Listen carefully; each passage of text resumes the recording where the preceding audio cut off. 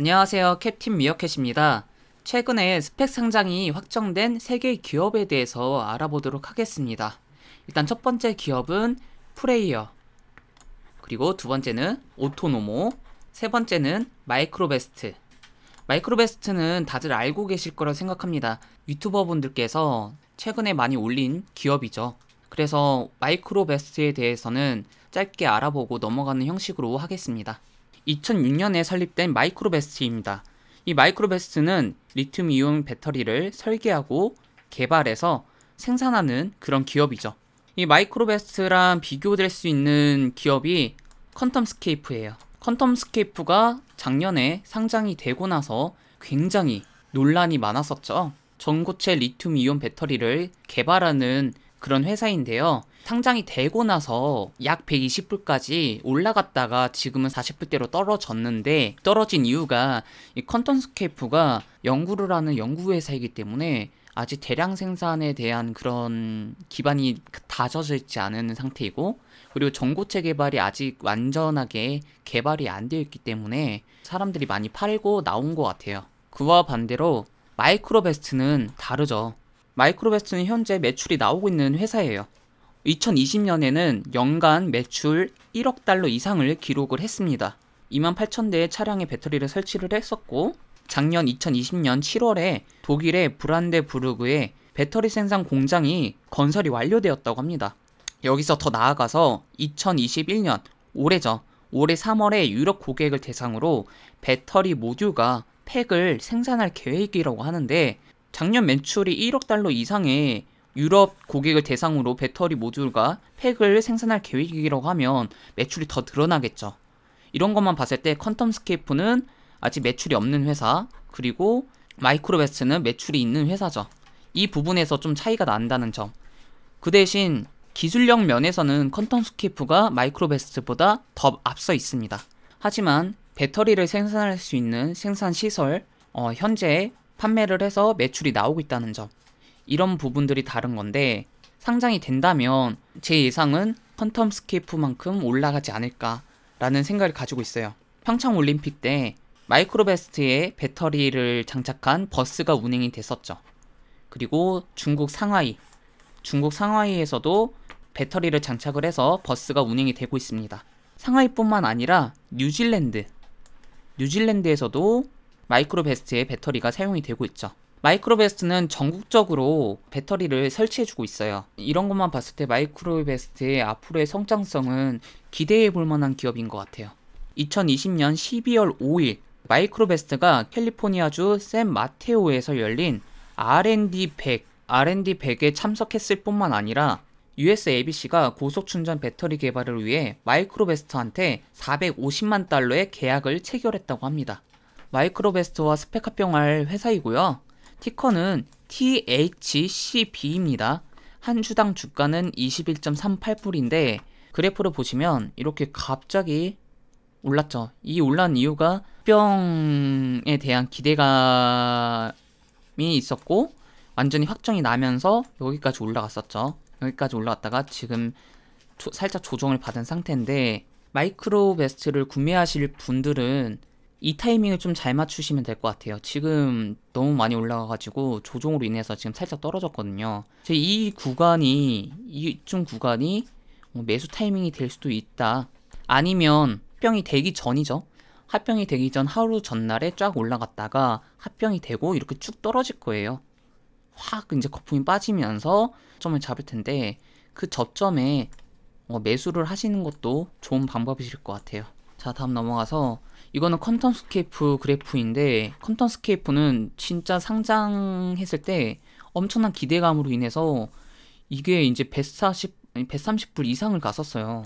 여러 가지의 문제점으로 인해서 이렇게 확 떨어졌어요. 지금은 46.82불인데 제가 볼 때는 이게 굉장히 저평가되어 있지 않나라는 생각이 들어요. 퀀텀스케이프에 뒷배가 있어요. 그 뒷배는 폭스바겐이에요. 폭스바겐이랑 퀀텀스케이프랑 손을 잡아서 2025년에 퀀텀스케이프에서 개발한 전고체 리튬이온 배터리를 장착한 자동차를 내놓겠다라고 했었거든요. 이런 것만 봤을 때 폭스바겐이 퀀텀스케이프가 만든 배터리를 대량 생산할 수 있도록 도와주지 않을까라는 생각을 해요. 물론 기간은 2025년이에요. 2025년까지는 매출이 아무것도 없어요. 그게 문제점인 거죠. 10년까지 장기 투자를 하겠다라고 하시는 분들은 지금 이러한 저점일 때 들어가는 게 좋을 수도 있어요. 그리고 두 번째 기업, 프레이어라는 기업이에요. 이 프레이어라는 기업은 노르웨이 회사예요. 프레이어라는 기업이 알루사 에너지라는 기업과 스펙 합병을 합니다. 여러분들 노르웨이를 생각하시면 어떤 게 생각이 나십니까? 노르웨이 하면 자연이죠. 자연이라는 단어가 앞에 붙을 만큼 노르웨이는 세계에서 가장 높은 전기자동차 점유율을 가지고 있는 나라입니다. 이 회사가 뭐 하는 회사냐면 유럽의 배터리셀 공급 업체 중 하나로 리튬이온 배터리 시설과 친환경 풍력과 수력 단지를 개발하는 노르웨이 회사입니다. 2025년까지 노르웨이에서 최대 43기가와트 헤르츠의 배터리 셀 생산 능력을 목표로 하고 있다고 하네요. 최근 지메스 에너지와 셀 및 양극 물질 공급에 관한 양해 각서를 체결했다고 합니다. 그리고 거기에 더 나아가서 독일 배터리 기술 전문가 라우트라는 기업이 있는데 이 기업이 무슨 회사냐면 일단 독일 기업의 회사이면서 배터리 관련 주제에 큰 영향을 미치는 독립적인 국제 기술 컨설팅 회사예요. 배터리 컨설팅에 관해서는 굉장히 프로페셔널한 그런 기업이다 라고 볼 수 있어요. 리튬 배터리 셀 설계에 있어서 그리고 생산 기술에 있어서 그런 최적화적인 부분들을 컨설팅을 받는다고 해요. 옆에 보시면 24M이라고 있는데 이 24M은 미국의 반고체 배터리를 설계하고 만드는 회사이거든요. 맺은 이유는 대량 생산을 위한 목적이 있었다고 합니다. 여기 그림을 보시면 프레이어가 노르웨이에 리튬이온 배터리 셀 시설을 건설하기 위해 130밀리언의 자금을 확보했다고 합니다. 이 자금을 확보하면서 배터리 셀 시설을 건설을 하는데 여기에 만약에 배터리 셀 시설을 건설을 하면 풍력과 수력으로 전기를 공급해서 비용을 절감시키겠다고 합니다. 비용을 절감시켜서 더 나은 리튬이온 배터리 셀을 공급하겠다고 하는 거죠. 그리고 여기서 더 추가적으로 말씀드리면 지금 유럽 국가들은 탈아시아라고 해가지고 아시아 제품을 최대한 안 쓰고 유럽 회사들이 개발한 제품들을 쓰겠다는 거죠. 현재 티커는 ALUS.U입니다. 한 주당 주가는 16.07이고요. 지금 좀 상승한 상태이긴 한데 합병 확정은 난 상태고 합병 날짜가 나오게 된다면 더 상승할 여력이 있다라고 보고 있거든요. 세 번째 기업인 오토노모입니다. 이 오토노모는 이스라엘 기업이거든요. 이 이스라엘 기업이 소프트웨어 에커시션 그룹과 합병 확정이 난 상태입니다. 오토노모는 뭐 하는 회사냐면 자동차 데이터 소프트웨어 회사예요. 데이터를 수집해서 통합시켜서 데이터를 판매한다. 이런 회사인데 더 자세히 알아보도록 할게요. OEM 데이터 센터가 있죠? 이 OEM 데이터 센터에서 데이터를 다 받아요. 오토노모가 그 오토노모의 데이터 플랫폼을 이용해서 이거를 가공해서 이 데이터를 필요한 사람들한테 판매를 하는 거예요.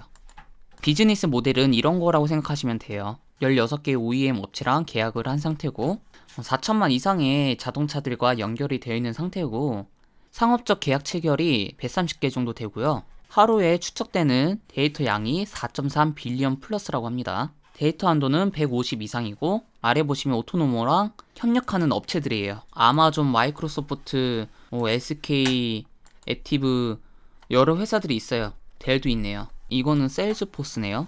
오토노모가 이러한 회사들의 중심에 서 있다.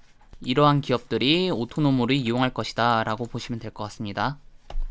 오토노모의 데이터 플랫폼은 보험이라든지 스마트 시티, 그리고 자동차 서비스, 교통, 금융, 이제 수리점이나 대리점 같은 그런 곳에서 데이터 플랫폼을 쓸 수 있다라고 보시면 될 것 같습니다.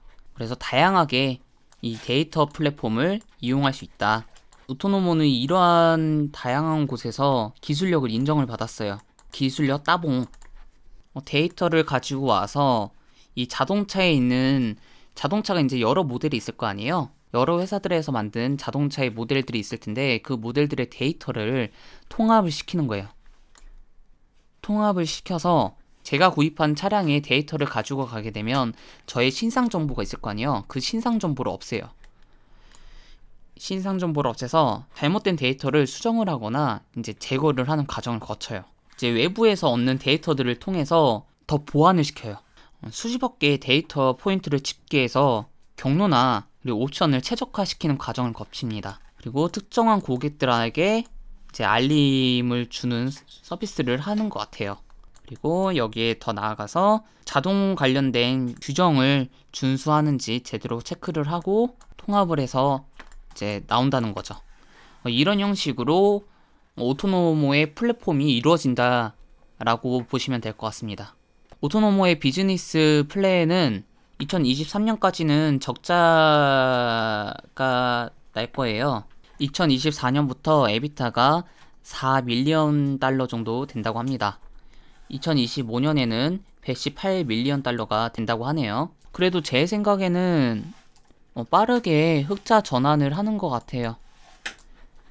2023년까지는 적자이겠지만 24년도부터는 흑자니까 지금 3년 동안 이제 적자에서 흑자 전환을 시키겠다는 거죠. 일단은 소프트웨어 에커시전 그룹 티커는 SAII입니다. LL 아니고 II예요. 한 주당 주가는 10.82불이고 어제 좀 감소를 했네요. 그래프를 보면 아직까지는 별 반응이 없는 것 같아요. 살짝 오르긴 했지만 지금이 딱 정말 들어가기 괜찮은 시기이지 않나. 오토노모에 대해서 제가 좀 여러가지 자료를 찾다 보니까 이런 분들도 있어요. 아크 인베스트의 캐시우드가 운영을 하고 있는 ETF가 있잖아요. 이스라엘 기업들만 모아가지고 만든 ETF가 또 따로 있어요. 거기에 포함이 되는 기업이지 않나라고 얘기가 나오고 있거든요. 만약에 거기에 포함이 되게 된다면 지금보다 훨씬 더 많이 오를 거라고 생각을 해요. 그래서 지금 충분히 들어가도 나쁘지 않다. 비즈니스 모델도 굉장히 훌륭하다. 앞으로의 발전 가능성이 굉장히 높죠. 저는 하나만 꼽자고 한다면 오토노모를 뽑을 것 같아요. 오토노모가 좀 괜찮은 것 같아요. 가격대도 괜찮고 마이크로베스트 같은 경우는 너무 올라서 좀 부담스럽고요.